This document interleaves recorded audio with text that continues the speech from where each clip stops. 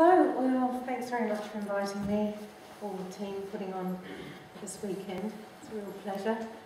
And here we are to talk about some aspects of eating after weight loss surgery.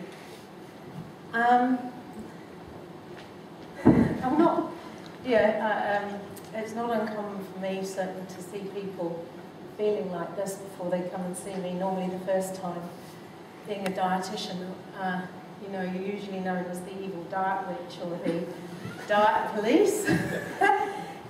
Hopefully people don't feel like that quite so much after they've met me the first time. But what's been happening lately is that after surgery, I'm getting a number of people coming through who are sort of looking really, really anxious and really quite worried. And that's really what I thought I'd talk about today. So it's such a big area, eating after weight loss surgery, so I'm going to focus in on this real sort of increased worry and anxiety that people are coming to me with. And there's this one: am I eating enough protein? And that was something, that has really been on the increase in the last few months for me. I'd say I've been working with helping people, guide them through weight loss surgery for about the last 5 years. And protein wasn't really on the radar for the first three, 4 years. And I'm still waiting for people to come in and say, am I eating enough vegetables? So in terms of protein, let's just recap a little bit on what we call our high protein foods. So, but what do you think of the typical high protein foods? Meat, cheese, so things predominantly from animals. And then fish, and then we have our non-animal, that's right, non-animal protein products. So those are, and nuts. So there's a whole range on this table of those proteins. And just to point out that to compare those with some of the other sort of the big macronutrients that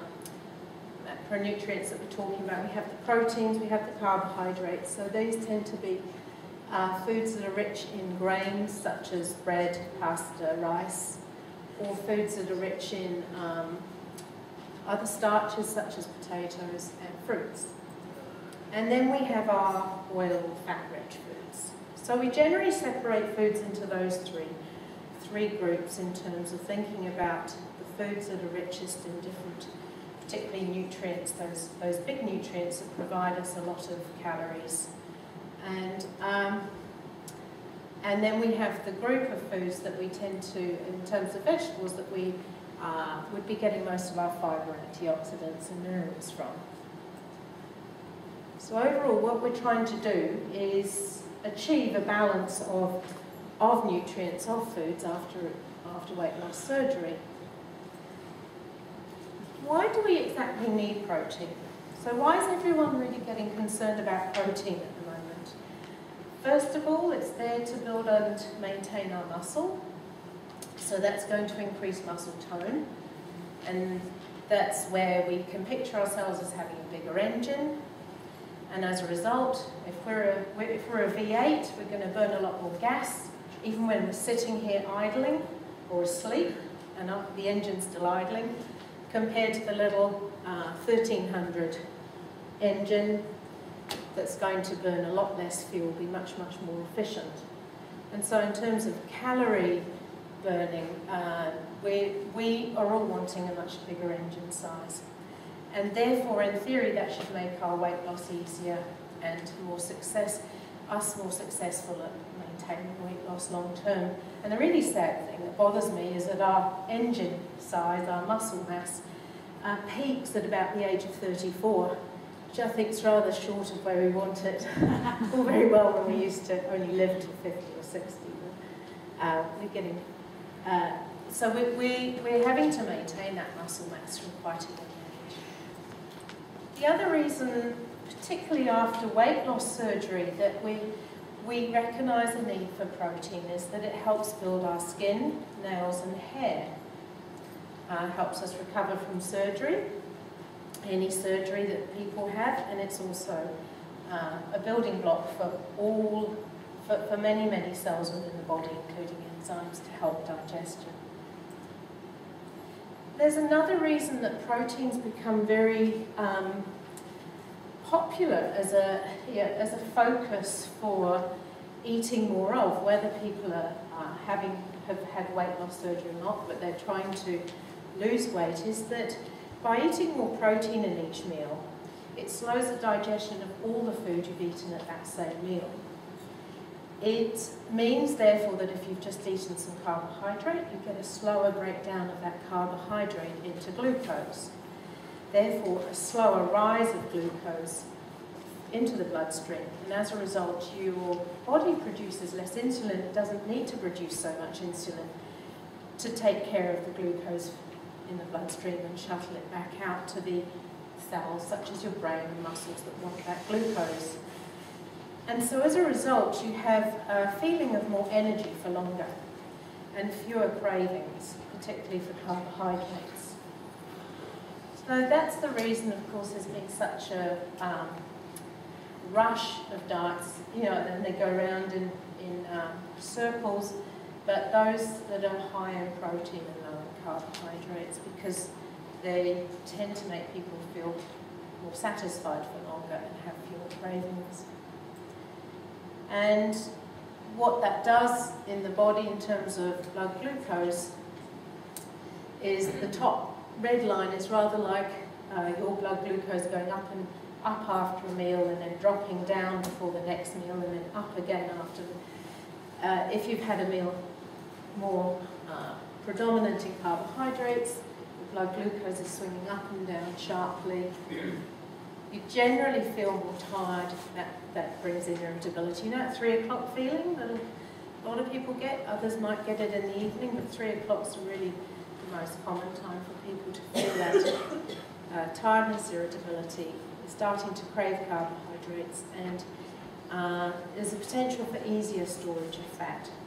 Whereas what we're all after is that low, the red line at the bottom, which is much more of an even rise in glucose and therefore a very slow fall in glucose, which gives you more of an even mood, steady energy. You'll only get a slow rise in appetite. You won't be looking for food quite so soon after eating breakfast.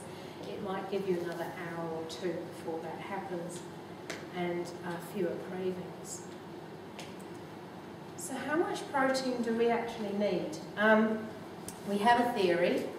A theory is that most people need between just under a gram to just over a gram of protein per kilo.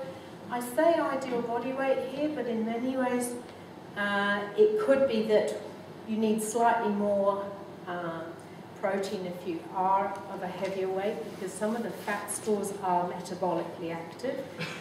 But roughly we take a guide as 60 to 70 grams a day. But we want to remember people are individuals. So when you come to see me, or you're thinking about this after surgery, do I need more protein? I've been listening to others who say I should really be eating more protein. I've been reading this blog and I've been reading that book. These are the 3 points that will be indicators of not eating enough protein.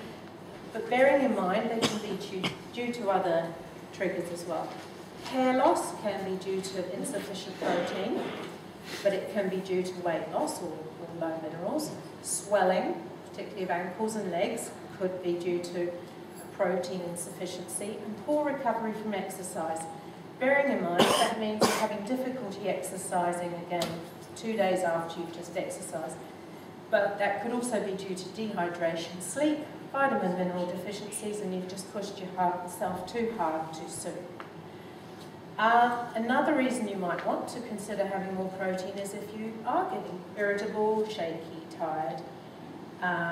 Those cravings are coming back, particularly for carbohydrates in between meals, and you're mainly shifting, your diet has been shifting towards more toast again, cereal, crackers, rice, and sushi, possibly combined with not eating as many vegetables.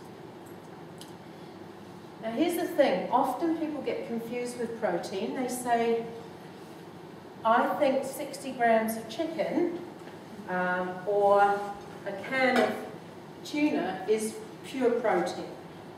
That's not quite the case. So you take fish, chicken, meat. These are all roughly 20 grams of protein each. So they're between about 80 and 100 and, yeah, around 80 to 120, 140 grams of actual meat, fish or chicken. A quarter of that is pure protein. So these are all 20-gram protein amounts. So if you were trying to achieve 60 grams of protein in a day, you might aim to have 3 of these proteins in a day. So we also have, yeah, a can of chicken, a little can of tuna, 3 eggs, or if you're going into the dairy products, you're needing to go for a full, large 375-gram bottle of yogurt to get 20 grams of protein. Or you're into this much cheese. A whole pot of hummus. Whole tub of pate. A whole can of beans. Well, this is all seeds: linseed, pumpkin seeds, sunflower seeds. Or you're getting into that many cashew nuts. Unfortunately, that's also 600 calories. But it is 20 grams of protein. Or else, the whey protein powders, like the Bariatric Advantage protein powder, that's all the whey protein powder you need. This one's made up of the smoothie with berries and a banana to get 20 grams of protein. So those are amounts, and I do have these all on I can very happily forward them on email so that you can print them out as well.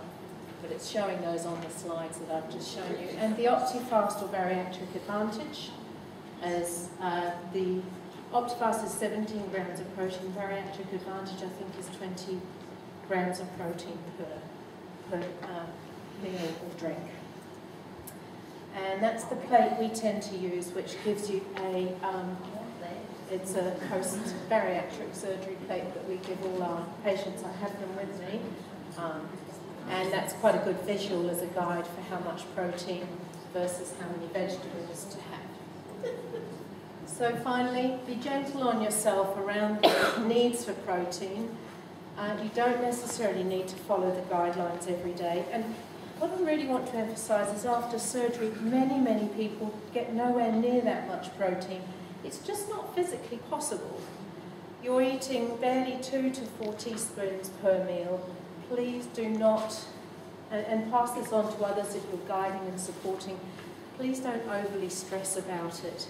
This is something that long-term might be important to start building, but you need to listen to your own body. How do foods make you feel? Which foods and meals give you the longest lasting energy, good mood, and help reduce your cravings? And be in tune with your energy cravings and monitor your hair, nail and skin condition. Thank you. So again, just showing balance. While we're striving to reach the top of the mountain, we're also taking time to breathe and rest. Thanks very much.